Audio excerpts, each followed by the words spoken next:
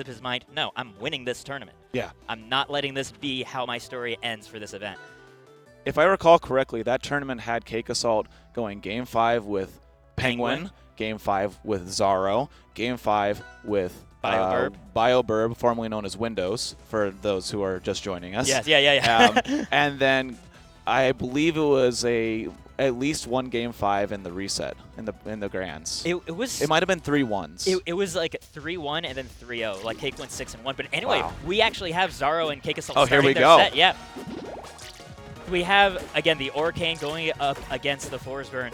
Considering how close these two go in offline sets, even though Cake Assault has the advantage of like 4-2 lifetime, it always ends up being really close. And I think a big part of that just comes down to the option coverage that Bubbles have against Forsburn, especially recovering, where ordinarily you have to read which one of the clone is. Oh my gosh, the punish game is already coming out from Xaro. 85% on Cake Assault. This is kind of looking scary for both these players coming in swinging with both some of the best punish games of their respective characters. Yeah, this is already showing that these players are here to play. There's no drop confirms. The tech coverage, everything is just on point. Cake Assault covers the tech roll there with the down strong to kill off the top. And just like that, we have a new punish opening up on a quick parry on the new stock.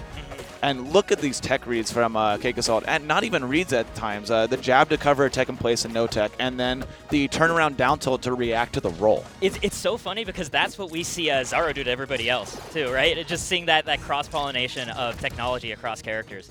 And Cake also having like all this smoke set up on stage too, so if he chooses to hang back, he can use that instead to bolster his advantage. But Xaro immediately prioritizing clearing out that smoke. Doesn't go for the bottom smoke, except with the droplet, and there's the bubbles to cover the teleport attack. I want to point out a brilliant play that Xaro did there by wave landing on the platform and actually down tilting on that platform, catching Cake Assault doing a wave land recovery on the platform, and then continuing the edge guard and resulting in a stock. We have 120% on Xaro, but he is slowly bringing this back, being very patient now that he has Cake Assault in the corner, being willing to just dive back a little bit with like a wave dash and then punish a whiff. A little bit of a misinput there. Didn't get the waveland on stage, but then Xaro actually comes back and finds the opening anyway. And now we are dead even, but Xaro with the edge guard opportunity here. Cake Assault coming back and reading the panic roll with the down strong chase. Wow, and like so much of Cake Assault's power is once he can actually get his clone set up off stage, he can mix his way back on so consistently. I've watched him play for 5 years, and I still can't tell you which one is the clone and which one is real. Right there, Xaro went for the clone and then went for Cake, and the deception character that he is was able to avoid everything. And we're down to last stock already. Yeah, Cake. Misses a smoke. Yeah, I wanted to refresh his resources. This could be big. Yeah, no smoke ready to go. The bubbles still catching the back end of Forsburn after the teleport. And Xaro just looking to maximize bubble uptime and still has time to punish the end lag of the teleport. Another rinse cycle coming out from Orcane. Oh, that would have killed. And Cake Assault diving deep on this recovery now. Getting rinse and repeated, gets his double jump back from teleporting into his own smoke, and now Xaro just has to clean this edge guard. Xaro's not even going to try to intercept that smoke. So long as he can get rid of the smoke right over the ledge, he can find himself the kill on Cake Assault and take the first game. Yeah, there it is. A back air 1 into a forward strong can actually catch players before they're able to tech. And at that point, it's a matter of just being able to DI that back air 1. If you DI it out, you might get back air 2'd. And then back air 2 explodes you. Exactly. Yeah. Yeah, and if you're DIing out a back air 2, even if it's not a galaxy, you will die. You turned it into a galaxy. Yeah, that is a fantastic, just I guess option trap from Xaro there, because he's like, well, if you DI out, guess what? You're going to get back air, buddy. But if you DI in, I've got this forward strong waiting for you right here. All right, we are going now to Spirit Tree. No, Treetop Lodge. Yeah. So many trees and rivals of Aether. Yeah, and this is a stage that I've seen Cake Assault like picking a lot, especially because it's so tight in terms of the stage itself, so that way he can always keep close quarters and focus on his combo game. And it also features massive blast zones, is the other part of this stage, which might help him stay alive a little bit longer against Xaro's explosive kill power, or give him a little bit more time to recover against those bubbles. Exactly, yeah. One thing that we always joke about in Arizona is that this stage is basically if you win neutral once, you're probably getting the stock. It is a stage of stage control. You get the stock by an endless edge guard by chipping percent away. If you can't handle the mix-up, then you're out of there. But Cake Assault looking to just take a second stock now from Xaro. Already off to such a great start. Yeah, we saw a beautiful thing there where Cake Assault did a landing aerial and then did a turnaround and jumped up fair into back air to mix up DI and got the DI in on the fair. Oh, goes Xaro! for the clone! He's a deception character, G-Pick. You can't be hitting the clone there because Xaro's going to die for that. The trade with the down strong, such a good option from Cake Assault, and then the trade with the other down strong. These characters have incredible down strongs in terms of their ability to kill off of a scramble, right? Just, I need the stock, I'm just going to press this button, and at worst I get the trade. Yeah, right? Orcane, a famous frame 7, and then actually Forsburn kind of hiding in the wings there with only 2 frames slower at frame 9. Wow. Fantastic parry there. And now we see the DI in on down tilt, and Cake Assault lands the turnaround downer. If you DI in on anything that Cake Assault does at the ledge, you can expect a spike into the bottom blast. At least one spike. At least. We usually see 2. Sometimes, very often. Yeah. Cake was like, well, you're high enough. I don't need to do this. You're dead. We're good. But, you know, maybe next time for good measure. And that's kind of something that's even more scary for Xaro, right? If he gets caught off stage without having a puddle ready to go, and then you also need to navigate the DI situation against Cake Assault, that's so terrifying. Yeah, one thing about Forsburn in general is a lot of Forsburn stuff, if you DI out on his combo starters and his combo continuers, you're going to be fine.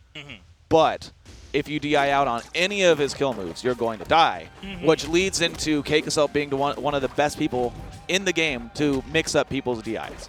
Right. His turnarounds in the air, his down ambiguous down tilts to make sure that you're in the center of his body, so you're not sure if you're getting reversed or not, will just mess with your brain the entire time you're playing against him.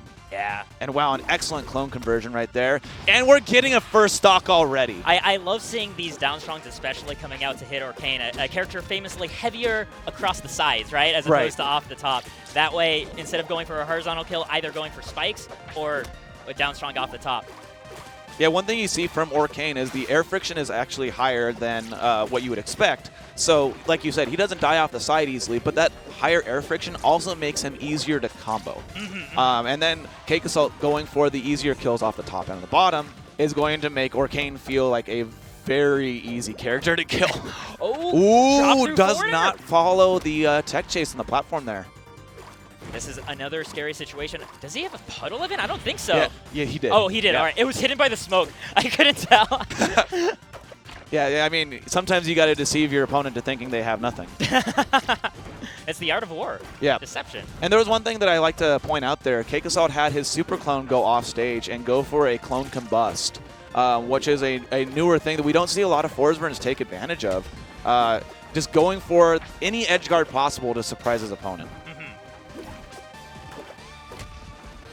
Challenging to get up tilt, and like this is brutal. This is on the verge of a 3-stock. Like Cake Assault finally falling to Forsburn. I love it. The stare down, right? Yeah, Xaro waiting for a panic option, didn't get it, and he's like, well, you're just standing there anyway. Yeah. Here it comes. Rivals neutral is often like a flinch-based game of chicken, right? Where you just try to intimidate the other person to whiffing an attack or trying to go for a parry and rushing in and punishing that. But the edge guard closes it out for Cake Assault, a 2-stock. And now up 2-1. Cake Assault looks like he's all revved up after that first game. Yeah, that first game caught him slacking a little bit there. But now he's up 2-1, and that game was decisive. Xaro needs to figure something out because Cake Assault's got his number right now. And the thing is, like, he's got no more games to give, right? This is losers. If Xaro wants to repeat his 3rd place that he got last year, he has to find a way to make it work against Cake Assault. We're seeing Blazing Hideout, a comfort pick for a lot of Orcanes. We have the largest side blast zones in the game to make sure you don't die that way, and also a platform that's fantastic for drop-through aerials. Both of these characters can utilize that pretty well, though. We see Cake Assault doing that for drop-through fairs, but Xaro's still having the initial lead. And the other nice thing, too, is the platform placement, right? It's so much harder to go over the bubbles if Xaro sets that up perfectly on the ledge. And anything you can do to cover everything without committing your own body is a great benefit. Yeah, and Xaro's doing a fantastic job. Oh my the god! Nair bounce avoidance. That so is cheeky. That is the first time I've seen that 3 times in a row. That is incredible. Xaro using this stage to his advantage, like you said. The top platform there is going to be something that Xaro can basically force Cake Assault to try to retreat to, and then just wave land and down strong. Right, yeah. Oh, the back air catching the aerial Forsburn and going to find the stock and doing the cheeky little puddle on the side, teleport to the other side to get rid of Cake Assault's invuln, and then open up his own combo. And that is actually a big benefit of this being such a wide stage too, is if Xaro can set up his puddle on the other side of the stage where he's knocked off, there's no way Cake can cover the puddle and Xaro coming back to stage. Oh, Cake Assault just letting one rip and gonna get tech rolled through, and Xaro is finally going to die. Cake Assault at 69% and is... It's not too good. Yeah, he's on the back foot here, but it's honestly nothing against Forsburn. Yeah, and it's honestly, especially with considering who Cake Assault is and just like the 2 and 3 stock comebacks we've seen him pull in a single game, not the kind of lead you want to see when you're fighting for your life. The back air. Ooh, beautiful DI into the top corner. Yeah, and that's actually a little bit of Blazing Hideout working against Xaro there, right? If it was shorter horizontal blast zone, I think Cake Assault was dead. Xaro not clearing that smoke in time, and Cake Assault trying to find his way back any way possible. He's already used his jump refresh from going into his smoke, and yeah, he's gonna have to recover. And he tried to, I believe he tried to get hit by a bubble. That would make perfect sense because he was just above that area. Yeah, and a bubble disappeared right as he appeared, and if he were to have been hit by it, he had a chance to get back.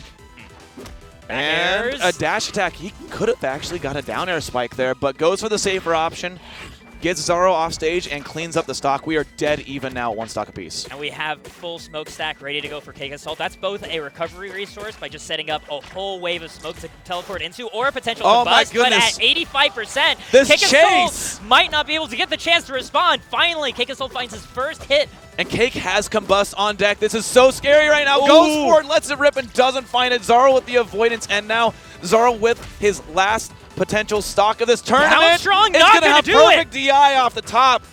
And he rolls, but doesn't get hit by the second hit of Dagger.